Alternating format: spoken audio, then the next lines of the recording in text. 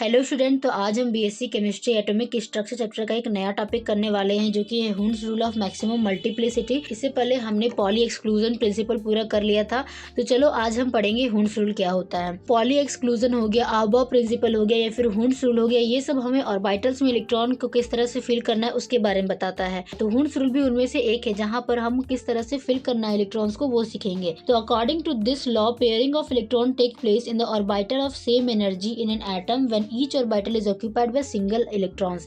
हम ऑर्बिटल्स के बारे में पढ़ चुके हैं, ठीक है। तो इस रूल के हिसाब से क्या कहा जा रहा है कि जब भी आप इलेक्ट्रॉन का पेयरिंग कराते हो तो वहां पर क्या होता है, उस ऑर्बिटल में जाकर के भरता है जिसकी एनर्जी सेम होती है। और जब सारा ऑर्बिटल सिंगली ऑक्यूपाइड हो जाएगा उसके बाद आप वहां पर पेयरिंग कराओगे, यानी कि सबसे पहले आपको सिंगल फिलिंग कराना होगा, यानी कि इलेक्ट्रॉन्स को सबसे पहले आप भर दो, उसके बाद जब पूरा कंप्लीट हो जाए फिर आप वहां पर डबल कर सकते हो, यानी कि पेयरिंग करा सकते हो। ये इस डेफिनेशन के कहने का मतलब है, ठीक है। और पेयरिंग भी उसी ऑर्बिटल में होगी जहां पर उसकी एनर्जी सेम होगी। सबसे पहले आपको सिंगल ऑक्यूपाई करना है एंड देन फिर हमें यहाँ पर डबल करना है। एग्जांपल के लिए हम लेते हैं P3। P3 का मतलब होता है कि ऑर्बिटल जो है P के ऑर्बिटल्स एंड यहाँ पर 3 इलेक्ट्रॉन्स फिल है।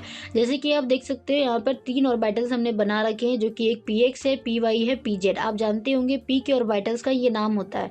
3 इलेक्ट्रॉन्स है तो सबसे पहले हम यहाँ पर इस तरह से भरेंगे। ये नहीं कि हम सबसे पहले यहाँ भर दिए फिर इसको भर दिए, ये 2 हो गया उसके बाद ये 3, ऐसे नहीं करना है।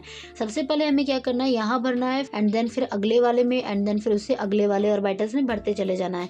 जब ये फिल हो गया यहाँ पर एंड देन मान लेते हैं अगर हमारे पास P4 रहेगा तो इस P4 के केस में सबसे पहले हम इधर भर लेंगे 1 2 3 एंड देन फिर यहाँ पर चौथा आएगा एंड देन अगर 5 होगा तो 5 यहाँ जाएगा, 6 होगा तो 6, इस तरह से भरेंगे।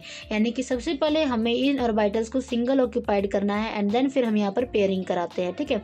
आई होप तुमको समझ में आ गया होगा। एंड देन अगर एग्जाम्पल में हम ले D7, तो D7 का भी हम फिल करेंगे। D7 का मतलब है कि D का ऑर्बिटल्स एंड यहाँ पर 7 इलेक्ट्रॉन्स प्रेजेंट है। तो यहाँ पर आप देखो 5 ऑर्बिटल्स होता है D का, हमें पता है, और जब F रहेगा तो उसका वहाँ पर 7 ऑर्बिटल्स होता है। क्योंकि यहाँ पर D प्रेजेंट है तो 5 ऑर्बिटल्स होंगे जिनके नाम भी आपको याद होने चाहिए, DXY, DYZ, DXZ and then फिर DX2Y2 सेम में होता है एंड देन DZ2 अलग होता है। अब इसमें हमें यहाँ पर 7 इलेक्ट्रॉन्स को फिल करना है, तो हम किस तरह से भरेंगे, सबसे पहले 1 2 3 4 5 हो गया, ये सिंगल ऑक्यूपाइड हो गया एंड देन फिर हमें यहाँ पर डबल करना है तो ये यहाँ पर हो जाएगा 6 एंड ये 7। इस तरह से हमें फिलिंग करनी है, सबसे पहले सिंगल ऑक्यूपाइड एंड देन फिर बाद में पेयर करना है। आई होप तुमको समझ में आ गया होगा। The resultant angular momentum of an atom depend upon number of unpaired electrons.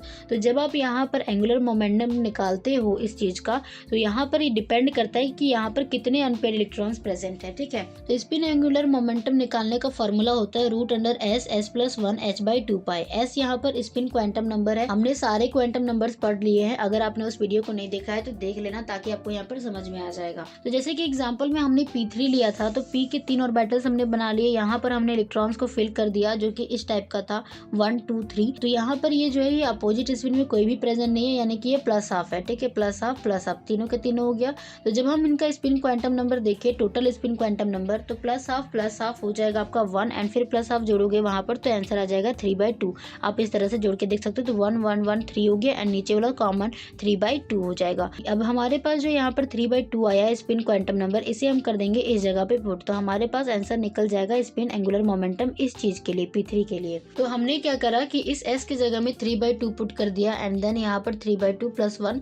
इसको जब आप सॉल्व करोगे तो यहाँ पर हो जाएगा 5/2, क्योंकि आप यहाँ पर क्या करोगे, फ्रैक्शन वाला एडिशन करोगे तो यहाँ पर कॉमन आ जाएगा 2, 3 × 1 + 1 × 2 यानी 3 + 2 हो जाएगा 5/2 एंड ये हो गया 3/2। अब हम यहाँ पर इसे मल्टीप्लाई करेंगे तो ऊपर का मल्टीप्लाई करने पे आएगा 15 एंड नीचे का मल्टीप्लाई करने पर आएगा 4।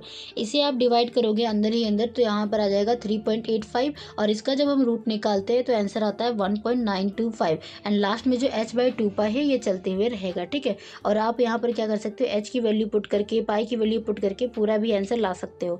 तो फाइनली हमारे पास ये फॉर्मूला निकलता है जो कि स्पिन एंगुलर मोमेंटम के लिए था, ठीक है। आई होप तुमको समझ में आ गया होगा। तो हमने हुन्स रूल में 2 चीजें देखी कि यहाँ पर हम किस तरह से इलेक्ट्रॉन को फिल करेंगे एंड यहाँ से स्पिन एंगुलर मोमेंटम कैसे निकलता है, ठीक है। यही चीज हमें पढ़ना था और इनका जो तरीका है इलेक्ट्रॉन को फिल करने का, ये तरीका हुन्स ने ही दिया था।